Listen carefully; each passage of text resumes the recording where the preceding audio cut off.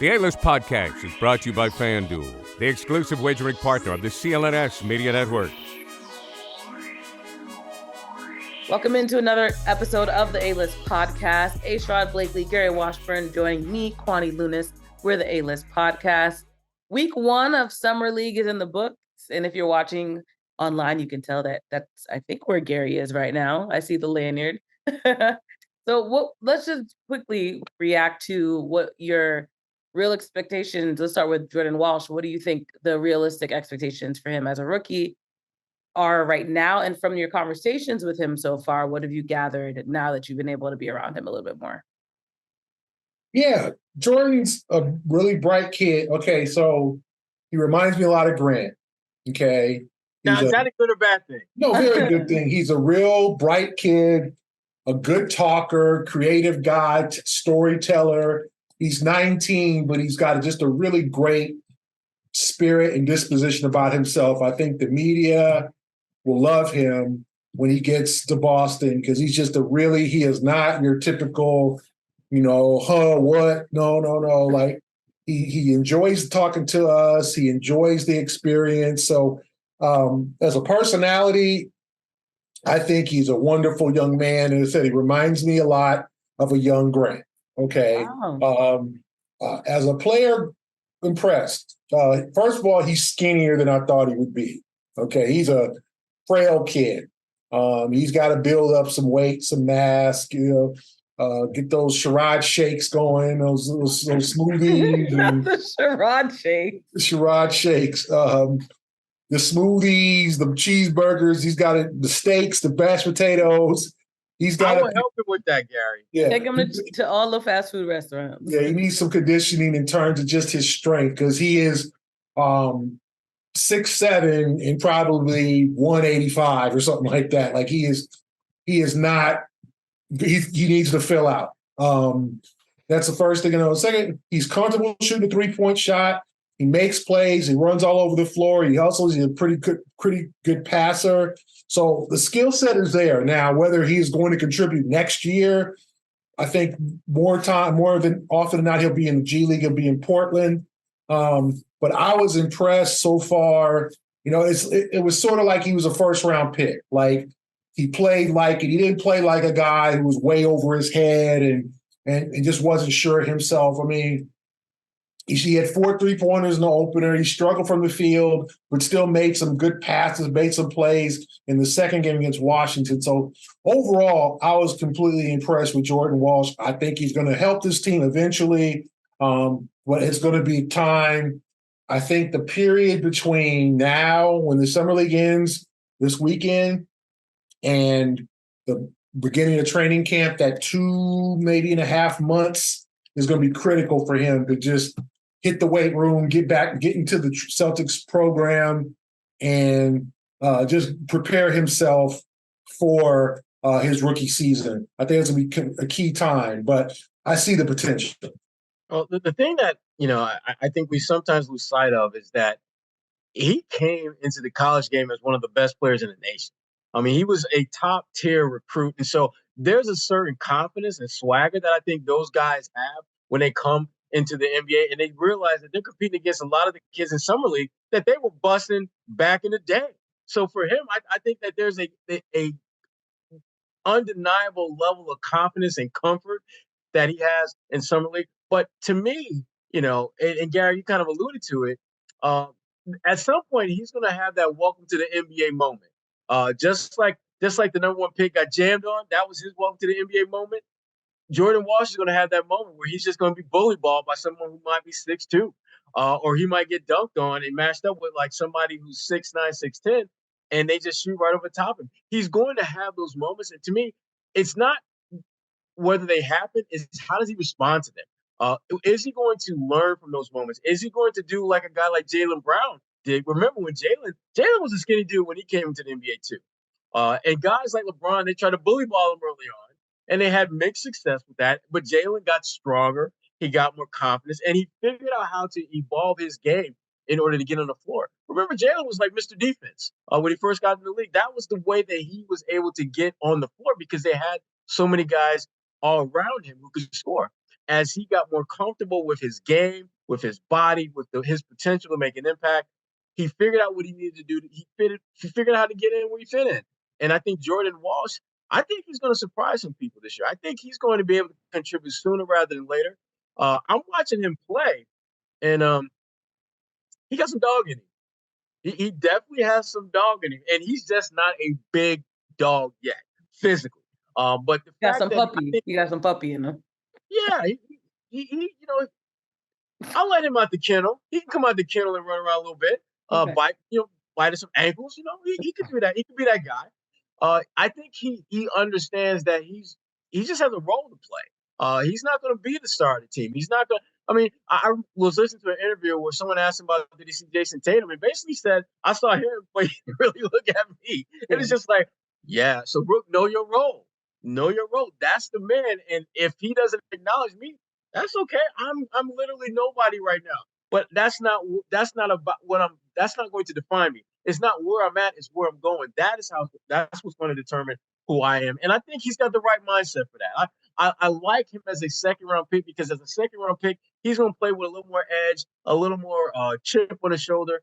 And again, he was one of the top players coming out of high school, and I think he's going to bring that same confidence to the game as a Celtic. That being said, another rookie, well, still not rookie, I guess sophomore, we are keeping our eyes on is JD Davison. He just signed a 2-year deal with the Celtics. What are your impressions from him, this being his second summer league now? I'm a big JD fan. And the reason I'm a big JD fan is because JD is physically big. I mean, when you stand next to this dude, he does not look like a 6'2", 6'3" guard. He's got a very, I think, lean, muscular frame that you can see him putting on another 10, 15 pounds and be even more physically imposing. I just think he just needs to play. I think he needs to get out there. I think he needs to be comfortable playing. He needs to play free and not think about rotations or starting or any of that nonsense. Just play his game. Because I do think that JD is someone that he is going to win the Celtics some games this year. Not a lot of games, but he's going to get on the floor and make enough of an impact where he's going to be the difference maker on a couple of nights this year, which for a second round pick that you took as low in the draft as he was taken, and you're getting that, I think, in the second year, it's a win-win. I like I like his upside more than anything else. It's just a matter of how soon will it take for him to reach that potential that he's already shown he has.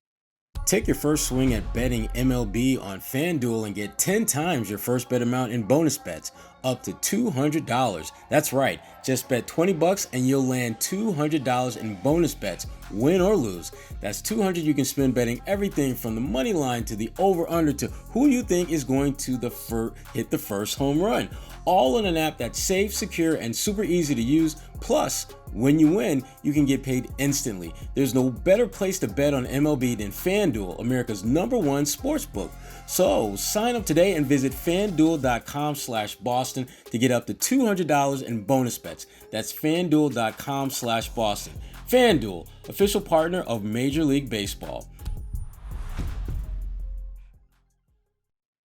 Yeah, I think it's been tough for JD. Like, I see some potential, but he had 10 turnovers in the win over loss to Washington.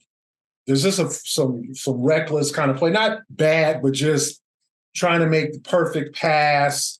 Some of the decision makings he definitely needs to improve on.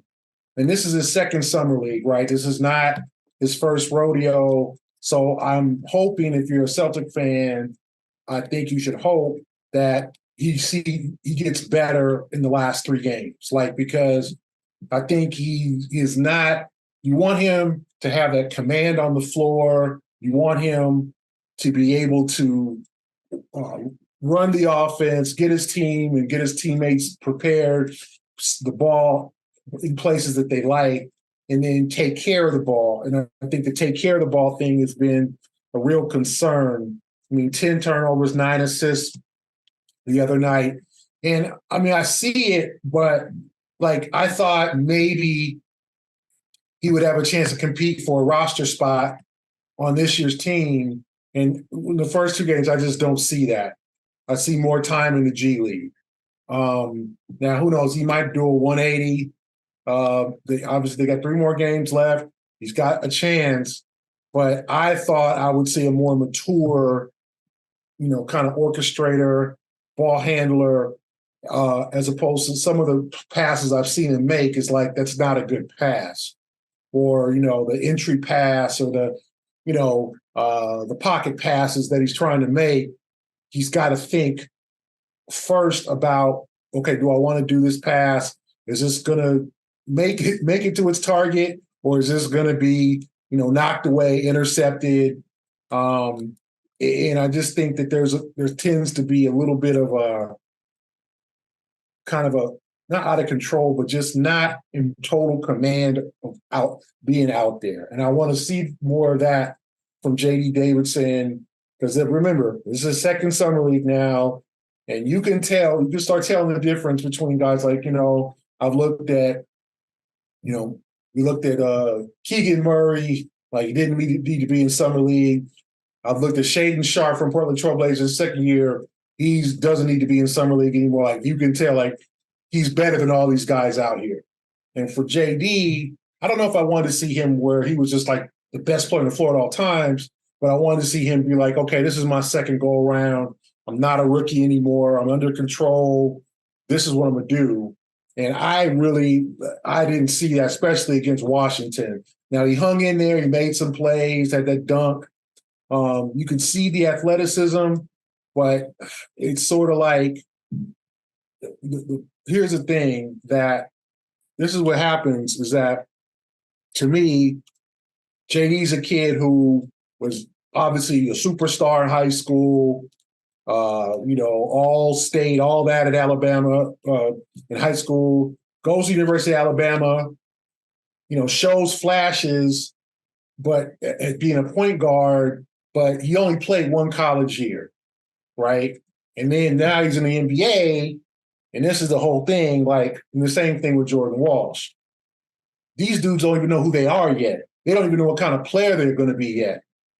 Where you looked at, Tatum, LeBron, like you look at the big guys, you already know who they're going to be. Then there are these guys that are second-round picks that really didn't establish themselves in college.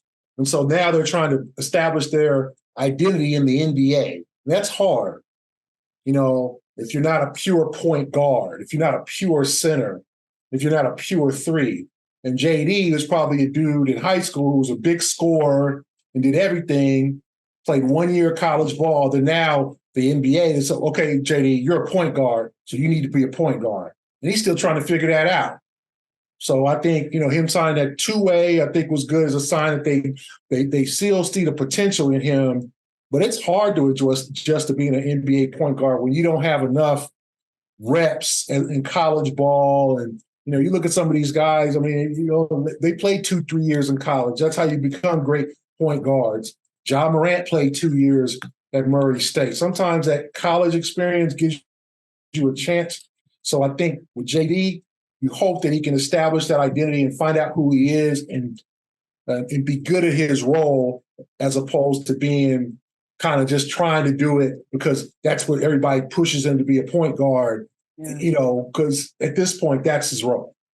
No, that makes a ton of sense. I think being on that 2-way definitely will help develop and help him, like you said, find his identity.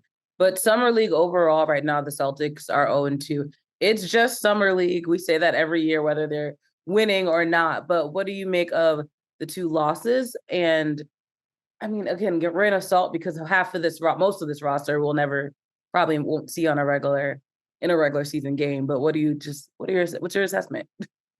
I don't put much stock into wins or losses.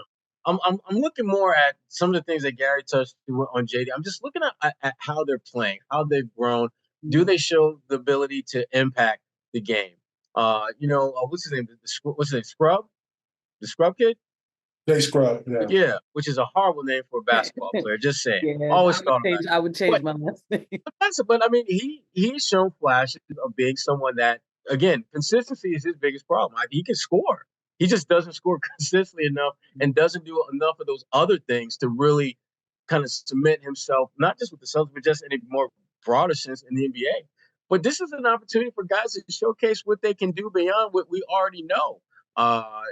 There's not a single player on the Celtics roster or on any other roster, for that matter, that people are like, man, I wonder what that kid can do. It's more of like, can he do this better than he's done in the past? Is he excelled or improved in that area? And that's really what this is about. And so, again, I don't get caught up in the wins and losses. I'm looking more for what are they doing. And, they've been okay, but no one has really, to me, elevated their play for the Celtics Summer League team to the point where you think, like, man, he could be like that dude that could play his way into the rotation. And no one has played so horrible that you're just like, my goodness, should he even be in the zip code? Forget about on the court. Should he even be in the damn zip code of a basketball court? So again, it's kind of meh. That's kind of how I look at this team, how I look at Summer League in the broad sense. It's always weird talking about Summer League because it doesn't bear any weight, but you can see, like you said, the talent is what you're really looking at and how they can potentially develop. Yeah, although I do look at certain matchups and I think about how, like, for example, when you look at Houston and young fella Jabari Smith, and how he looks at James Wiseman, it's just like, that dude can't guard me. Mm-hmm. I like that kind of stuff because this is a high draft pick who is playing with a certain swagger against another high draft pick, and he's basically giving him the business. Mm-hmm. And that confidence I like to see from young players. But again, in the grand scheme of things, that ain't gonna win Houston no damn games. For sure. But it makes Summer League mildly entertaining for us. These are your hiring goals, they say. They're very aggressive, but when everyone looks to you, you're calm. Why? Because you know you don't need a miracle, you need Indeed. Indeed is a hiring platform where you can attract, interview, and hire all in one place. Instead of spending hours on multiple job sites searching for candidates with the right skills, Indeed's a powerful hiring platform that can help you do it all. They streamline hiring with powerful tools that can help you find your matched candidates. With Instant Match, over 80% of employers get quality candidates whose resume on Indeed match their job description the moment they sponsor a job. Candidates you invite to apply are 3 times more likely to apply to your job than candidates who only see it in the search. Indeed does the hard work for you, and they show you candidates whose resume, once again, on Indeed, fit the job description immediately after you post so that you can hire faster. Even better, Indeed's the only job site where you only pay for applications that meet your must-have requirements. Indeed is an unbelievably powerful hiring platform, delivering 4 times more hires than all other job sites combined, according to CLNS in 2019. You can start hiring now with a $75 sponsored job credit to upgrade your job post at Indeed.com/A-list. Offer good for a limited time. Claim your $75 credit right now at Indeed.com/A-list. Once again, Indeed.com/A-list, and show that support by saying you heard this on the podcast. Indeed.com/A-list. Terms and conditions apply. Need to hire? You need Indeed. And you get a chance to see Deuce. You get a Celtics fans. You get to see Deuce and Deuce Daddy. The kid does not sleep. He's everywhere. He's more booked and busy than I am. That kid is everywhere. This team just doesn't have enough dudes who can really put the ball in the basket. You have Champagne. Walsh, who's just trying to get his feet wet. Davison, who's not really a scorer yet. Champagne, who had a really good second game, struggled in the first game. And then Jay Scrubb, who's a guy who I think they're thinking about maybe a 2-way contract. He's only 22. He came out of junior college, so he's trying to make an improbable jump from JC ball. And he's had a couple of 2-ways with Orlando, I know, and the Clippers. Mm-hmm. And he's trying to, and I think he definitely has some potential. Like they see something in him. Remember, he's only 22, so he might be up for one of those 2-way contracts. But yeah, they just don't have enough guys. Like they don't have the old kid, the former, NBA veteran trying to, make it. They don't have guys who are really savvy. They have a bunch of young Justin Bean. They have a bunch of young kids that are just trying to figure things out. And in the fourth quarter of both games, they slipped, right, when it's winning time. So we'll see what happens the rest of the way. But I think we all went in knowing this wasn't going to be a very good summer league team, and they're probably going to struggle. Okay, final summer league note. Isaiah Thomas reportedly hosted a workout. Have you heard anything as you're on the ground, or is there anything we can? Have not heard like how it went. Okay. Been reaching out to folks. Have not heard anything yet about whether it was successful or unsuccessful. I know the John Wall one. Apparently, he wasn't in very good shape. I was told, and so I think I don't know if that will hurt him or not. And there's Jason's buddy Harry Giles. Could also conducted a workout for scouts out here. So, if I get information about how Isaiah did or whether he wowed him or didn't, I'll let you know. But yeah, I mean, this is the time where guys have figured out that with all these scouts here, coaches, GMs, that they can showcase their skills in one of these, kind of workout centers or workout areas in Las Vegas, and have some of the teams that are interested in them go check them out. So I will let you know. But yes, 3 guys of interest for the Celtics: Harry Giles, John Wall, and Isaiah Thomas. I think the door is closed with Isaiah and the Celtics, but I think we're all rooting for Isaiah to get back into the league for one last shot. Right. We'll always meet him, no matter what. I'm always pulling for little fella. I just, again, his story, even if he doesn't ever play again, should be a damn movie. When you think about just all the things that he literally had to overcome. I mean, the last pick of the damn draft. He needs a 30 for 30. I'll give him a 30 for 30. He absolutely does. I mean, the things that he has had to overcome, and the fact that, and people forget that he had a great run with the Celtics, and people sometimes forget that the only reason he got serious burn was because Marcus Smart got hurt. And he stepped in because when Danny signed him, Danny Ainge, he was supposed to be an instant offense guy off the bench, give you a nice little spark, and they had no choice but to start him when Marcus went down. And next thing you know, he giving you 25 a game, and y'all winning. And it's like, so he can score and we can win? Yeah. Hey, Marcus, let's talk about your role being a little bit different when you get back. And he just went from there, 2-time All-Star. And, you do time, fourth quarter, like. Yeah. You do wonder, and I know he's played the what-if game 1,000,001 times. What if he never got hurt? That's the 30 for 30 question. You know how they ask the question? That's the question. See, we're giving them too many ideas. We need to make our own. We need to do it ourselves. We were all there. We witnessed. Yeah, tell your boy to holler at your boy. Let's see if we can get this 30 for 30. Look. I'll reach out to him for sure. Let's talk about CLNS Media Network. I'll get on that. Something.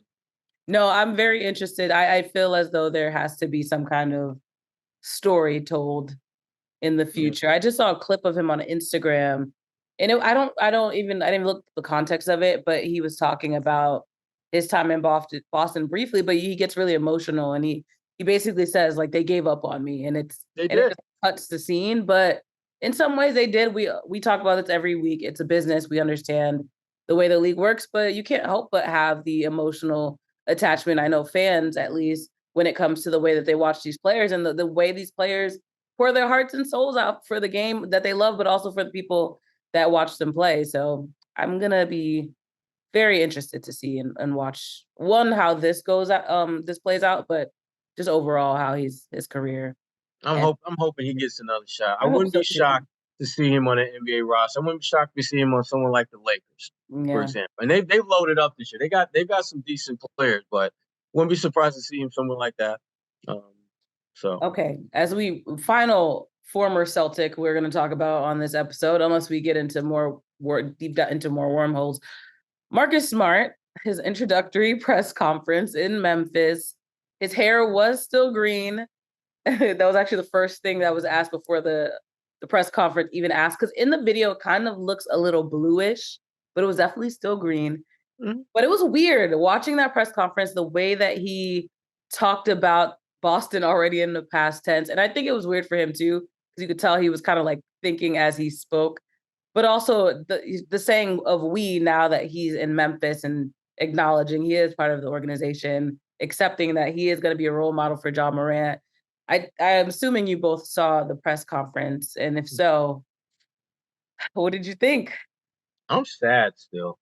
Yeah.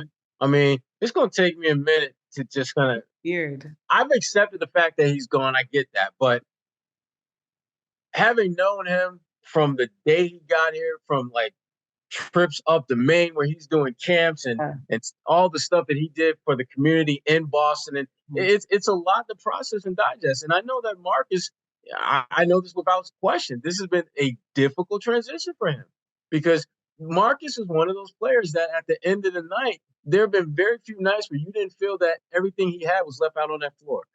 And I don't know that sentiment is one that you will consistently say about anyone else on this team. That doesn't say that they don't do it, but Marcus, you felt it. You felt it consistently. And Memphis is getting that player. You better believe Marcus is going to come in with an edge. And don't be surprised if Marcus does what most former Celtics do when they play Boston and have one of the best games of his life. Of their lives, yeah. Would anyone be shocked if Marcus had like a 28, 12, and 10 game against the Celtics and they win by 3? Now that it's summer, you might be looking for wholesome, convenient meals for sunny, active days. Factor Meals, America's #1 ready-to-eat meal kit, can help you fuel up fast with flavorful and nutritious ready-to-eat meals delivered straight to your door. You'll save time, eat well, and stay on track in reaching all your summertime goals. They offer delicious, flavor-packed options on the menu each week to fit a variety of lifestyles, from keto to calorie smart, vegan and veggie, and protein plus.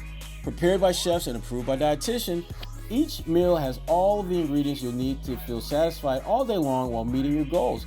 And if you're looking to mix it up, you can add a protein to select vegan plus veggie meals each week. Choose from 34 plus chef-prepared, dietitian-approved weekly options featuring premium ingredients such as broccolini, leeks, truffle butter, and asparagus. Plus, you can round out your meal and replenish your snack supply with an assortment of 45 plus add-ons, including breakfast items like our delicious apple cinnamon pancakes, bacon and cheddar egg bites, and potato, bacon, and egg breakfast skillet. Or for an easy wellness boost, try refreshing beverage options like cold pressed juices, shakes, and smoothies. If you're going to go the smoothie route, I strongly recommend you go with the tropical fruit or the mango. Want to budget this month by cutting back on takeout? Get Factor Meals instead. Not only is Factor Meals cheaper than takeout, but meals are ready faster than restaurant delivery in just 2 minutes.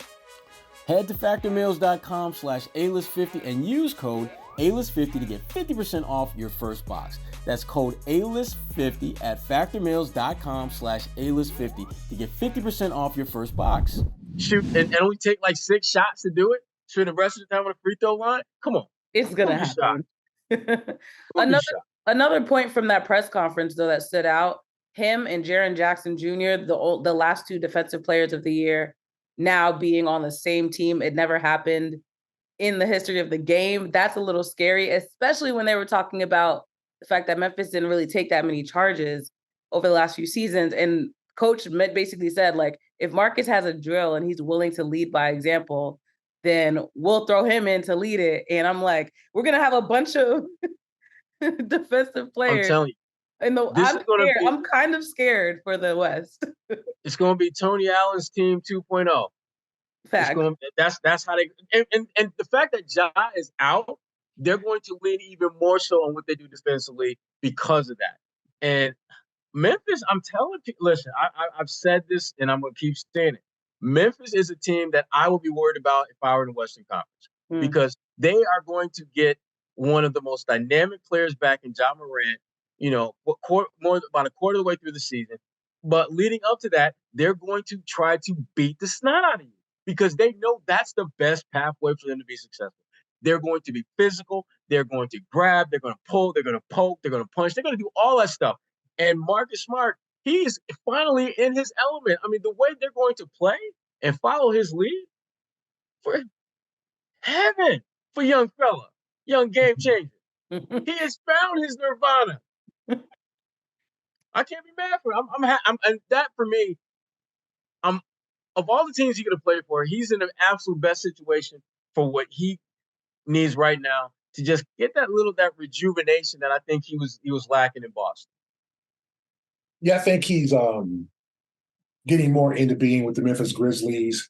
And I think he's still saddened by the trade. I think a lot of us are in terms of just his attachment, his emotional attachment to Boston, and the fact that he spent 9 years here and did so much in the community and became such a fan favorite for many of us. I know some people are glad that he's gone, but I think for most of us, we're all going to miss him just like we're going to miss Grant Williams.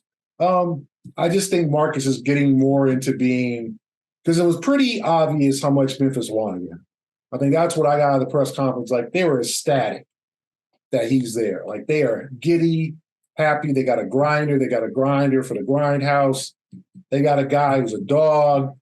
And they got a guy who had his bouts with some things in terms of his emotions, but is always going to play hard.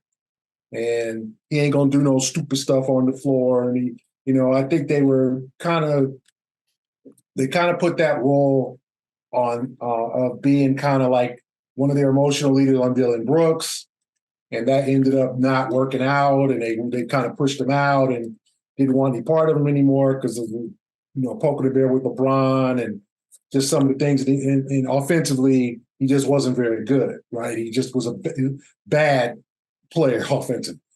So I think you replace them Smart with Brooks, a better, not a great offensive player, but a better, adequate, sometimes good offensive player, and a very good, even better defender. And I think they're really excited. So that's what I took from the press conference. That Marcus is still trying to figure some things out, like what happened, where do I live, do I bring my foundation down there? What are my teammates going to be like? All the above, which is understandable when you get traded for the first time. But I think he'll eventually grow to liking Memphis, and they'll grow to love him if they don't already. So I think it's going to be a good move for both sides. But you can kind of see the transition slowly going with Marcus kind of understanding it's over in Boston and understanding it's a new team, a new opportunity, a new conference for him to flourish with this chance now. And, I think he's looking forward to it. Yeah, Taylor Jenkins was like cheesing from ear to ear that entire presser, and you could tell he was really excited to coach him. So hopefully it works out, and it is a good relationship for him and a good next step. Anything else you two want to talk about? We've talked about everything related to the Celtics. It is summer, so that's a little slow, relatively. No, we could talk about Kwani's summertime attire here. You Looks just like wanted she's ready to enter the Olympics. What are the Olympics? I can't. That's a certain country. I ain't gonna say which country, but that's a certain country that looks like Kwani represents. And I know it ain't. Look like you running for Jamaica. Nigeria or I was gonna say, Gary. It was either that or Nigeria. I was like in lane 3.